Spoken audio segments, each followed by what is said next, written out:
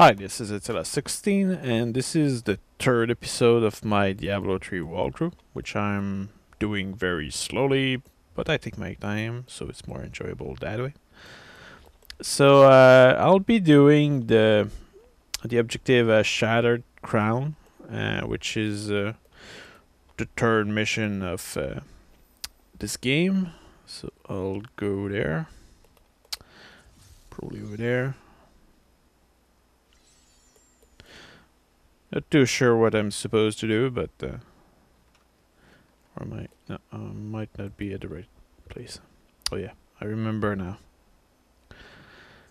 So my character has evolved a little since last time you saw him or her, and I'm well, I have a companion here, which is a Templar. It's not really good, but he's a good distraction, and I'm playing at the L difficulty. And my character has plenty of rare item as opposed to legendary item or whatever. So this is the blacksmith guy, I think, and we just need to help him to kill his wife. And it's because the village people are turning into zombies. So here's the wife over there. My love, forgive me. Yes, forgive us. Doesn't have the courage to kill her himself. Love is the surest road to a tragic end. That is why I have forsworn it. Turn out his wife is a special Mira and well, special enemy. Okay, a few useful thing that I will sell.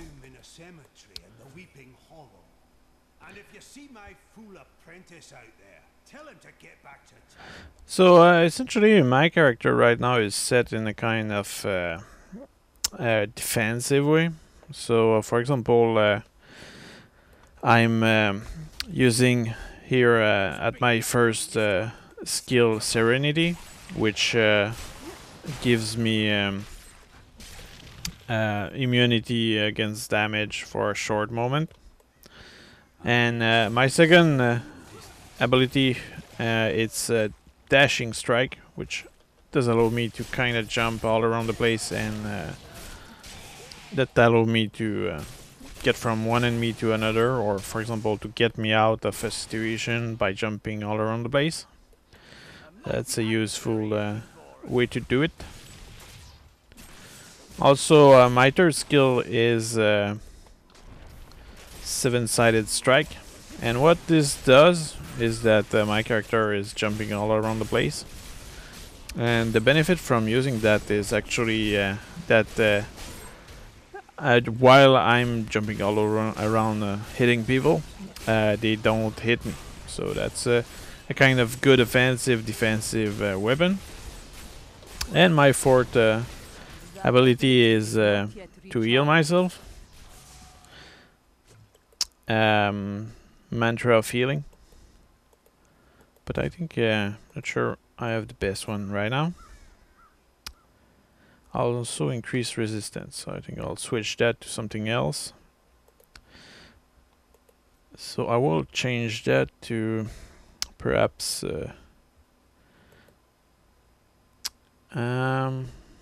let's increase the regeneration of that skill. That should help it. And what else? No, okay, the rest is fine. So I'm just making my way to the objective. And also I'm using a one-handed weapon, which has a pretty good attack DPS. Or is that the term? Well, anyway, damage per second. And I'm using a shield which increases my life, so that allows me to sustain more enemy attack. That's a good way to do it. Because with the monk character, you really are in the action as opposed to shooting from afar. And at the same time, the fact that you're really into the action leads you to take a lot much more punishment. That's why having a lot of life is really important, because it allows you to sustain a lot of punishment and increase your chance of surviving. Oh, here's a goblin kind of thing. These drop money, so I'll try to kill him. Might be close though, because my character is not particularly good in attack.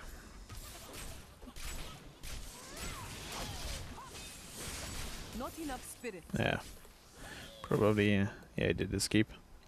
Yeah, the thing is that by having a lot of items that gives me a lot of life, the trade-off of that is that I don't have much attack capacity.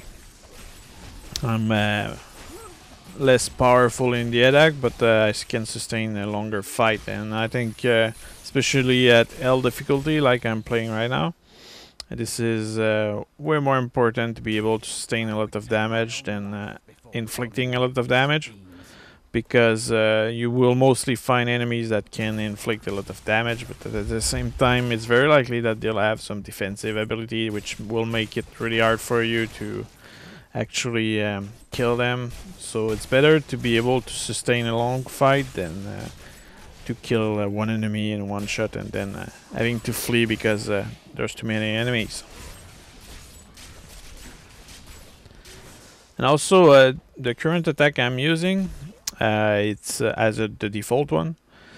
It's crippling wave, and with the tsunami function, and what that does is that it reduces the enemy movement. It kind of slows them down, and this is a useful way to attack the enemy, because what it does is that the enemy will come at you much slower, and you'll be able to flee if you get in trouble, and that's what I find to be the most effective so far. And by slowing down the enemy, you also slow down the rate of attack, or the speed at which they'll come toward you.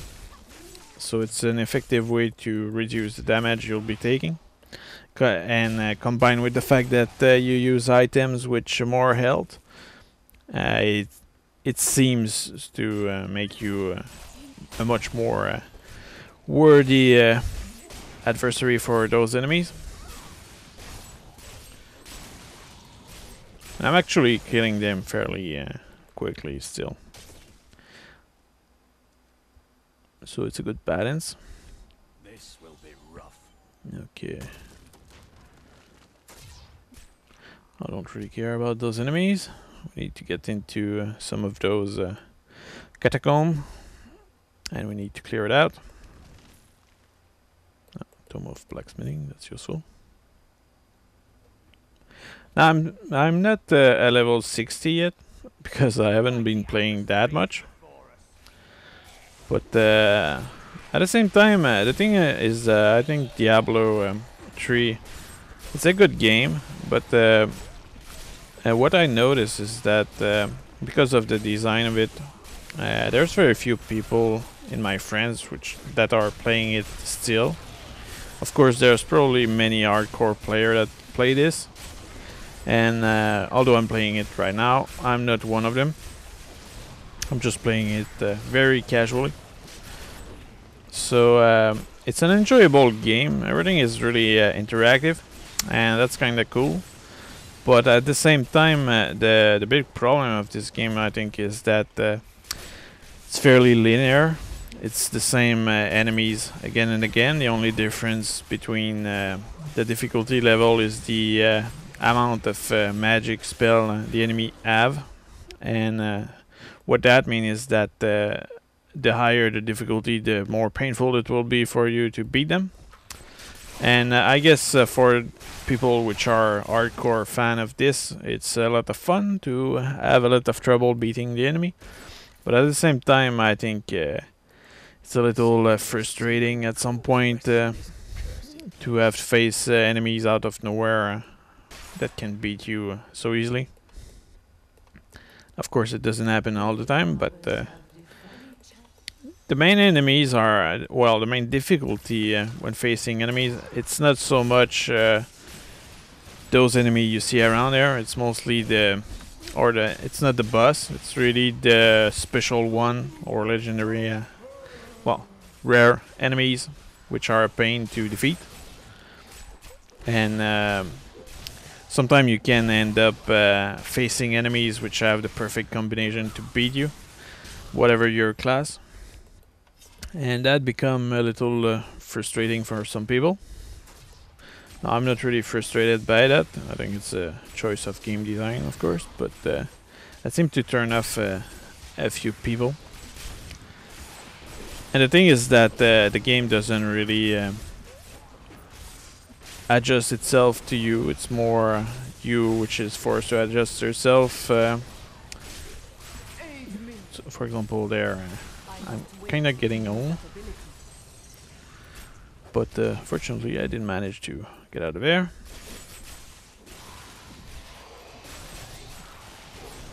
But yeah, the thing is that right now I'm barely in the Act 1, so I'm at L difficulty, and then not even Inferno.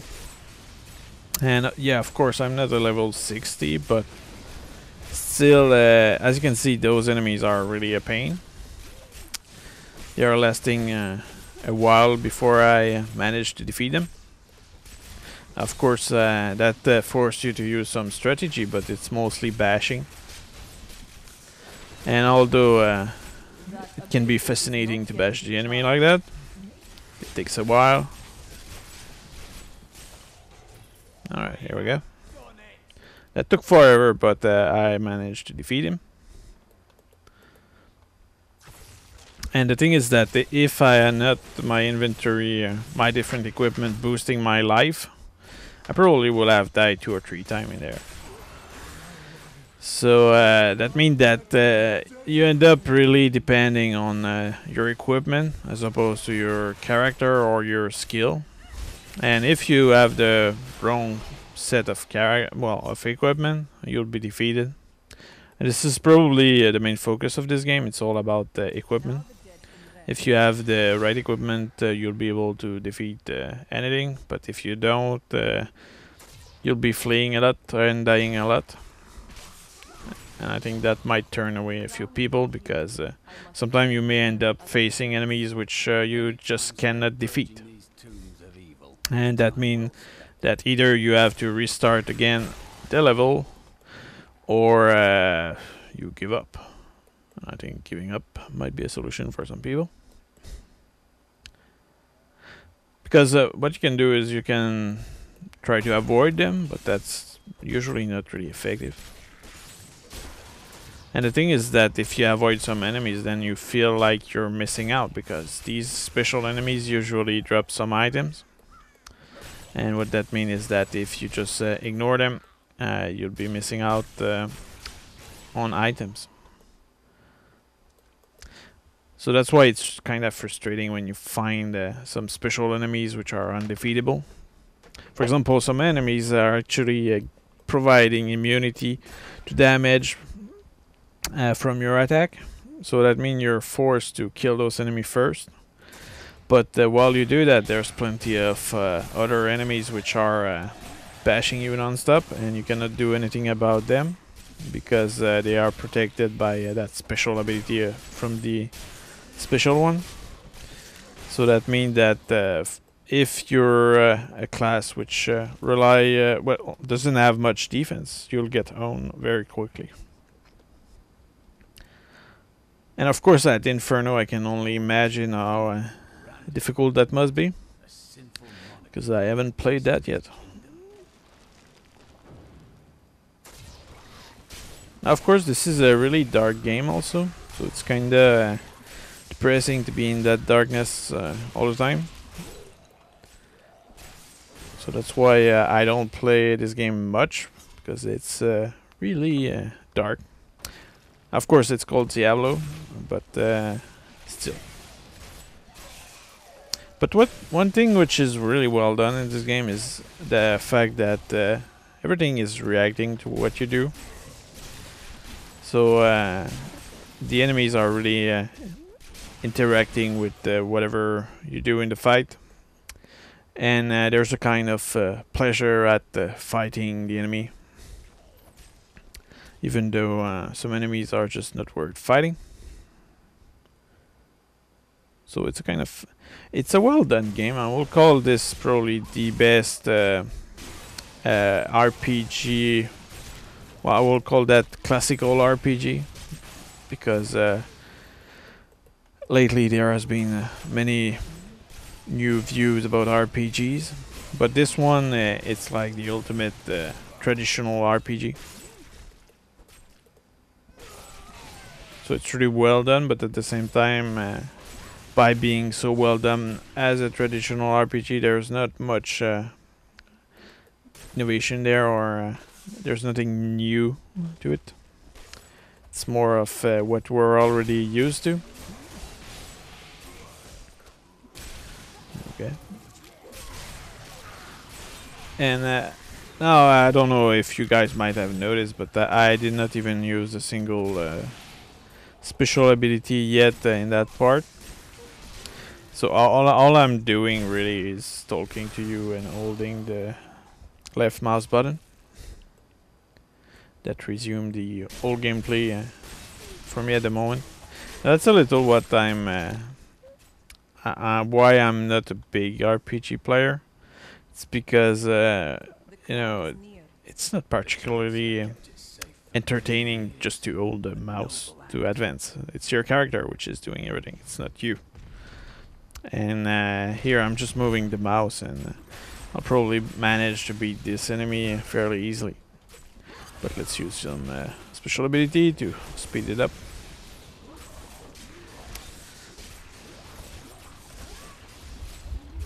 Now that's a kind of boss, but as you can see, the boss are not particularly strong. Usually what happens is that you have special enemies, and these hang out three together usually. Whoops, let's just need to look. And what that does is that usually they have abilities which can be a pain to fight. And when they're together, it's really hard to defeat them. So what you do is you need to isolate them from each other, which might not work all the time. But most of the time, it's really hard to actually beat those special when they stick together.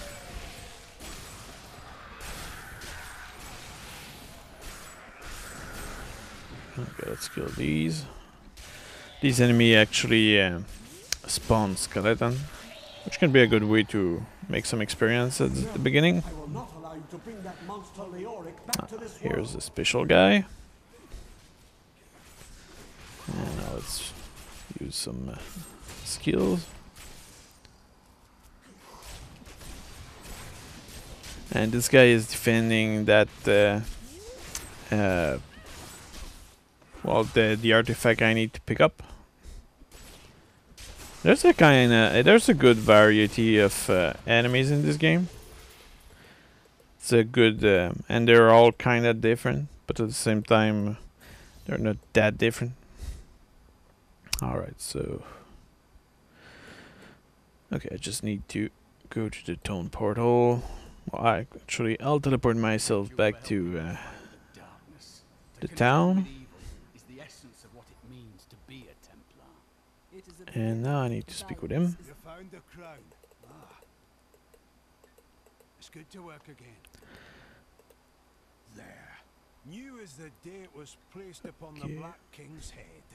I need something more than making spades to occupy my mind. As you Alright, so now I just need to speak to Kane. the skeleton. And there we go.